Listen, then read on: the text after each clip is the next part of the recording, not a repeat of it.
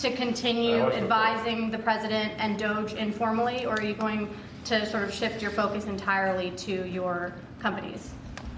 Well, I expect to continue to provide advice whenever the president would like advice. I hope so.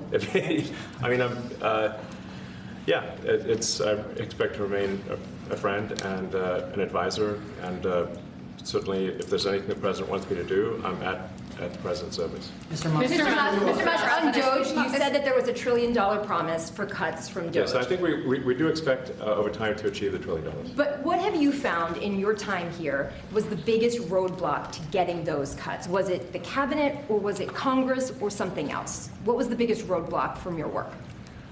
It's mostly just a lot of hard work.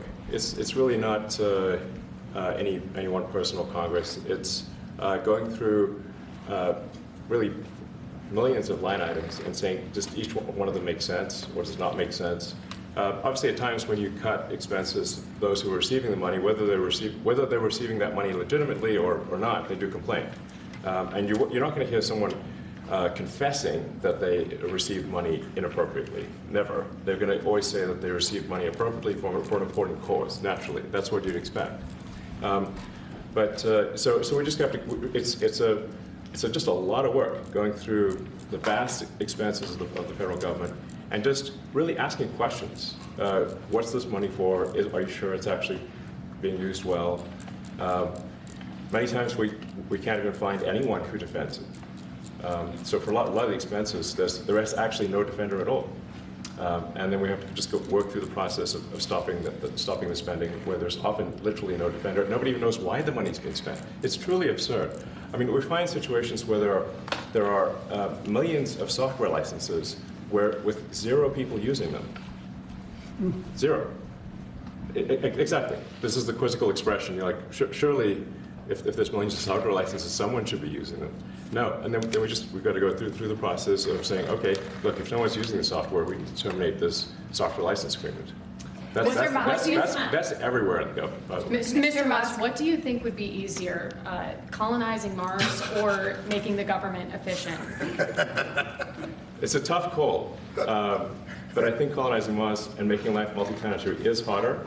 And as I said, we do expect to achieve over time the $1 trillion of savings. We can't do it in like a few months, but if you say by I think the official end of Doge, which the president may choose to extend, is the middle of next year. Say by the middle of next year, with the support of the president and Congress, could we achieve $1 trillion of savings? I think so. We're on track to do so. Do you have faith that Congress is going to? Thank you, Mr. President. You had mentioned earlier in the week that Doge had become a whipping boy, and as the president mentioned, you went through a lot to go through this process. Yes. Was it worth it for you, and what would you change? Yes, so what we found was happening was that if there were any cuts anywhere, then people would assume that was done by Doge. And so we became like essentially the Doge boogeyman, where if any cut anywhere would be ascribed to Doge. A friend of mine's daughter, who's at law school at Georgetown, thought that Doge had cut the Senate, the internships the legal internships for the Senate, and we have nothing to do with that. So if they have been cut, it's not to do with us, just as an example. So,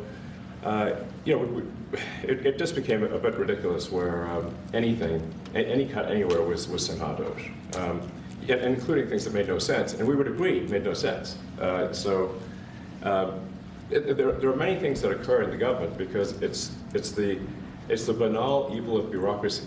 It's sort of the frankly largely